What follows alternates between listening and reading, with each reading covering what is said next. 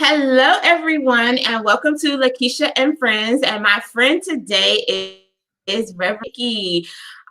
We are having some great conversations through this series, and she and I were just talking about rethinking voting and how you have tough conversations with your family. So I know a lot of people in the church sphere are, really focusing on like your congregations and your members, but Reverend Nikki, please introduce yourself to our audience and tell them a little bit about what you were just sharing with me about these conversations that you're having with your family members.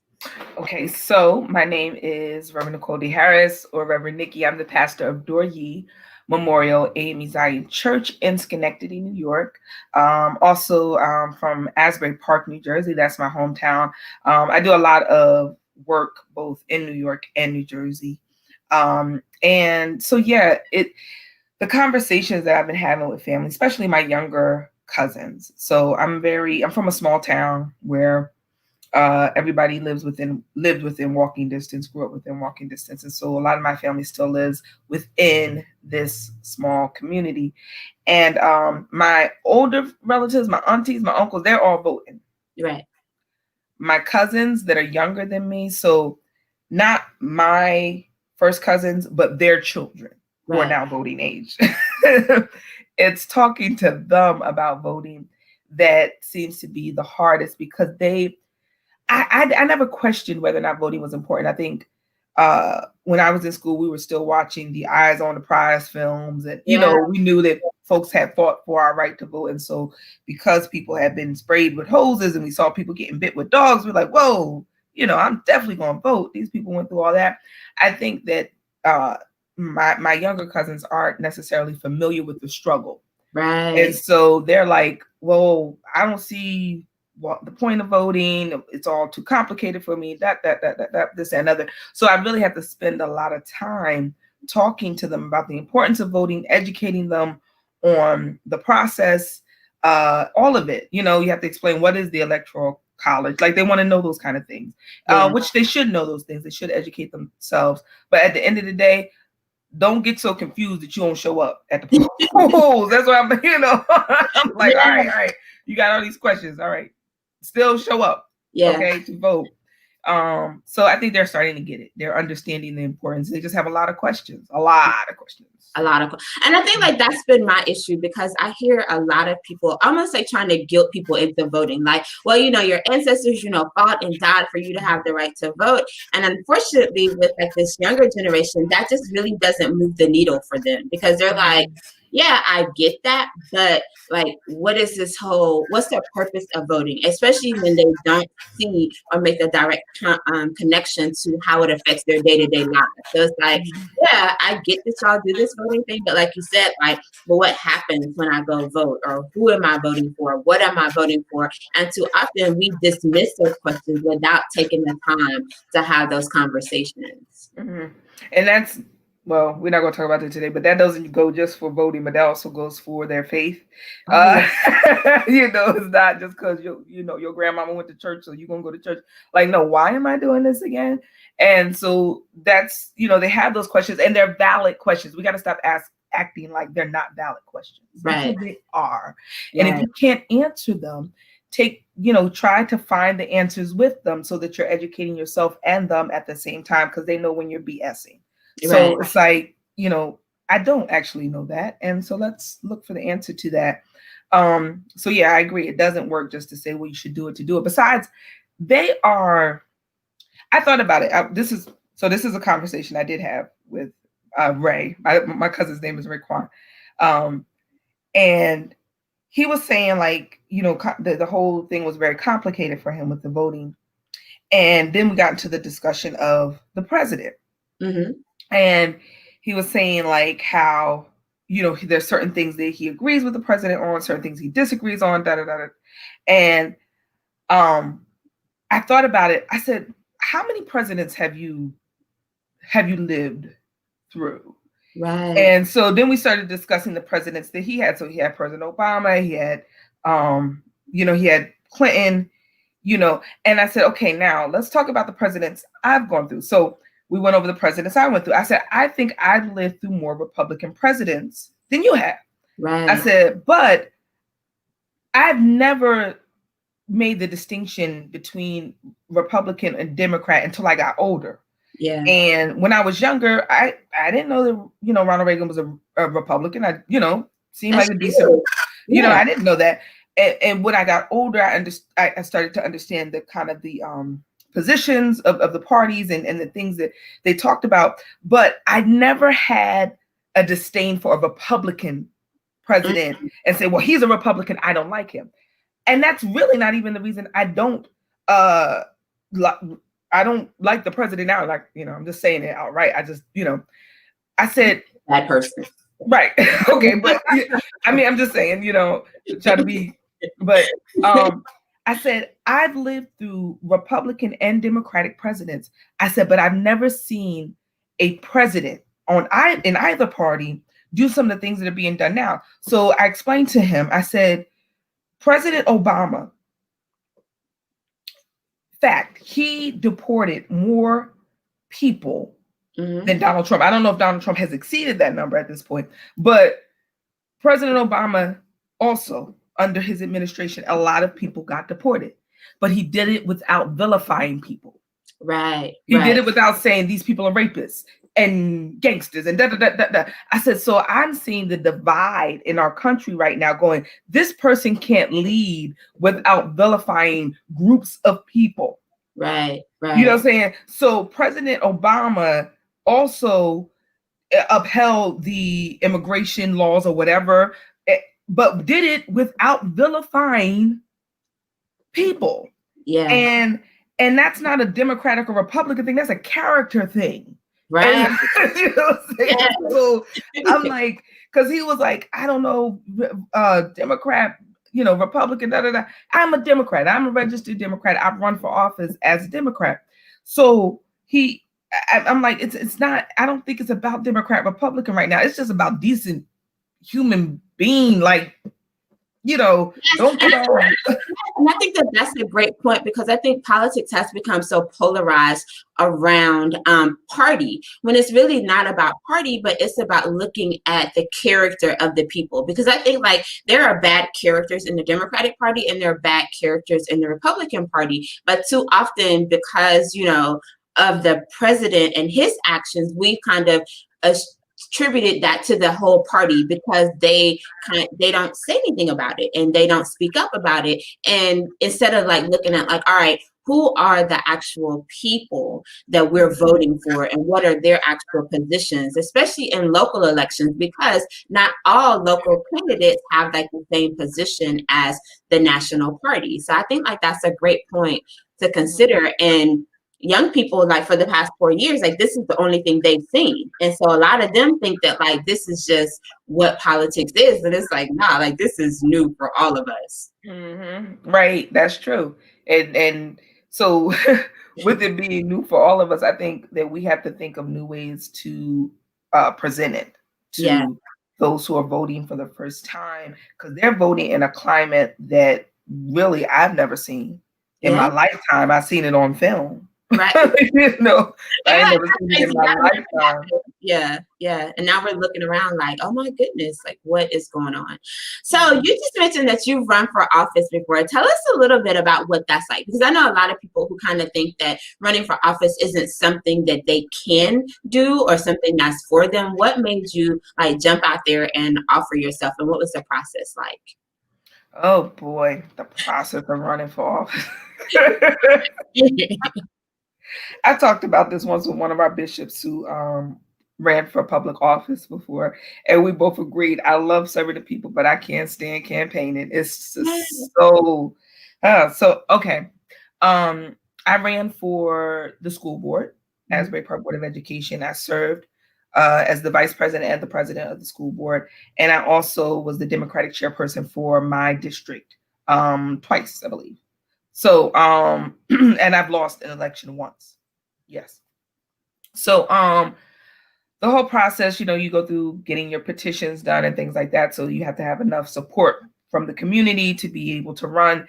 The one thing I love about the process is I love hearing people. Right. Because when you're running, people will tell you a laundry list of things that they want, and you get to see a lot of different people's point of views, and you get to hear from both sides. When I was running, so I live in, or I'm between Schenectady and New Jersey, so now learning Schenectady now too, which is a whole nother thing politically, but it is. But in Asbury Park, which is this 1.6 square mile town, the town is very divided. We've got the waterfront, which is where all of the more expensive properties and refined things are. And then you have the southwest part of the city, which is where I'm from. And so I made a point of campaigning on both sides of town. Mm-hmm. So I'm going over to where I'm meeting in people's very nice homes, and then I'm going over to the community room at the public housing development. Like, I wanted to talk to everybody. And so I enjoy hearing everybody's position and helping me to figure out what kind of service leader I'm going to be or want to be. What I don't like is, excuse me, it's like the political, I'm trying to think of how to really phrase this. It's like the mudslinging stuff. Once you get into it, because I'm from a family that has run. So my aunt is presently running for office in Neptune, New Jersey, which is the neighboring town, for the school board. My dad has run for city council. So I don't like that when I ran for office, they wanted to pull things from my family. Right. Because, you can mess with me all day, but you start messing with my family, I'm like, stories like we thought you knew, but I can see the real.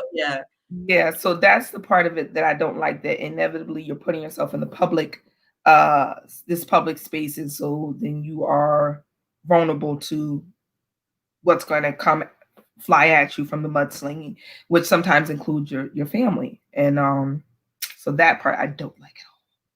So how did you overcome that? Because I think that is one of the reasons a lot of people are afraid or unwilling to run for office. Like, even, looking at Kamala Harris and how, people just, went all the way through her, professional background and not, really taking into consideration what she's done recently. But it's like, oh, but 25 years ago, you were doing this. Like, how do you kind of overcome that for people who have some stuff in their past that you're just like, I don't know if it's worth confronting to be a public servant? Wow. That took all the 2 seconds for them to get on Kamala, didn't it? Oh my God, they got on my nerves. As soon as they announced, I said, here they come. Yeah. Yeah. Oh gosh. It wasn't even here they come, it was here we come, because right, exactly. Yeah. Oh my God, don't get me started. And just holding her to higher standards than y'all do the president. Like, right. Anyway. Yeah. So how to overcome that? I think just staying focused on you have to remember why you ran in the first place. Gotcha. And so staying focused on the community and for me on the children. When I was running for the school board, I was still going to their football games and their high school plays, things like that, trying to keep myself focused. Like, this is what it's about. It's not about all this other stuff that's going on. And you have to be smart about what you respond to and what you don't respond to. Everything does not deserve a response. This doesn't. What does it say? If you argue with a fool from a distance, nobody can tell the difference. That's a good one. That's a good one. Yeah, because when you start posting stuff and then people don't know the whole story, then they just see you acting a fool and they're just like, oh, that's your character, not thinking that you're responding to something someone else said. So that's a great point. So you're very active in the community, and a lot of church leaders are afraid to kind of jump into the political space. How do you merge those two and help your congregations to also see the importance of being a voice and being active in the community? Well, so one of the first things I did when I got to Schenectady was join the NAACP. Mm-hmm. I'm also part of a group called Schenectady Clergy Against Hate. Excuse me for 1 second. Sorry. Felt like I had to sneeze. Sorry. So Schenectady Clergy Against Hate, NAACP. And so I got involved with organizations that would help me to understand the pulse of the city. And becoming it. So the political part of it, or more the activist work, has always been a part of my ministry. Right. Like even before ordination or licensing or any of that, I was always doing that work. And I always saw ministry in that way because honestly of how I saw Jesus. Right. Like I never saw Jesus as the laid back kumbaya. I just didn't. Like I was like, are y'all reading this book? Like he's not.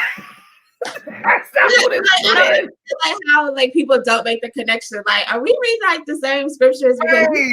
always like, yo, like what y'all doing? Like this ain't working. Like we need to fix the system. It wasn't just about, yeah, you gotta fix yourself, but it's also like, yo, like the system that y'all got needs to be fair for all people. So yeah, go ahead. Right. And so really in my own devotion, in my devotional time, in my studies and stuff like that, and what my theological positions are, it all made sense that this work that I was doing in politics and in community, which is really what the work in politics is about for me, is about community. Yeah. Community is, it all tied into my beliefs. It did. Right. And so, and it's not for everybody. It's not for everybody. And whether or not I'll run for office again, I'm not sure. Maybe, who knows? But I never separated the two, and I don't think you have to. So right. People, say, well, they look at it like, oh, the political side, and then the faith side. It's not, and not only with politics. Let me say this: not only with politics, but all areas of our lives. We are not Christians only when we're praying, or when we're in church, or when we're doing something that you deem a religious activity. I am a Christian 24/7 everywhere I go. And I took who I was into office with me.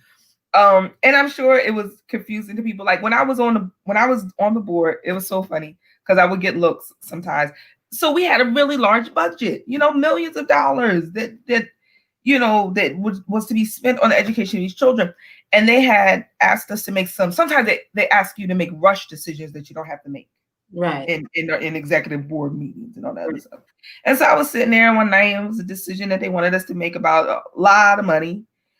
And I'm like, well, I don't think I have to make this decision tonight. I think we can actually come back to this at the next meeting. Let's table it. And somebody got all up in arms. I said, listen, I got to pray about it. And the person was like, what? Pray about it. Like, what? But that was my real response. Like, I'm not about, I need to pray about spending millions of dollars. Yes, I do. But that's who I am. So who I was got taken into the seat with me.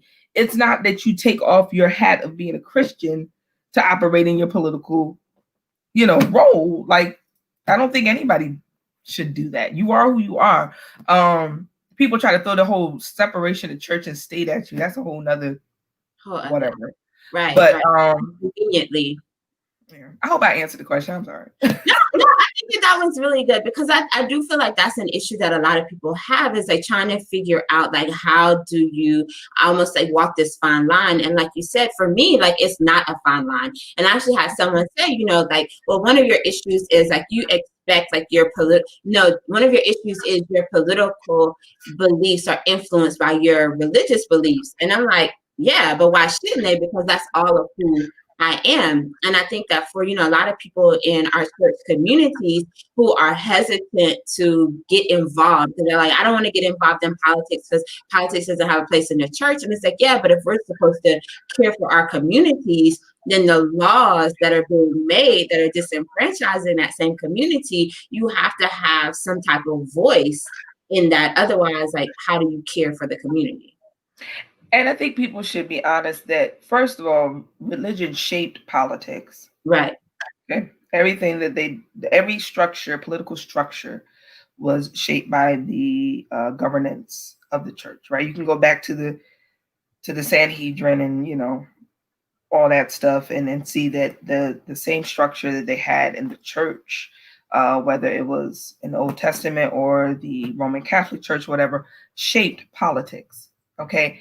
And has had an influence on politics then and continues to have an influence on politics now. Okay. And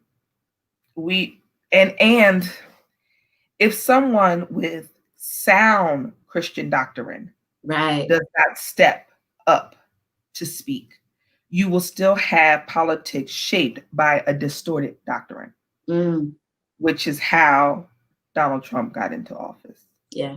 You can quote me on that one. Yeah. Because there's still a group of evangelical Christians who think that his position on abortion wipes away everything else that he stands for.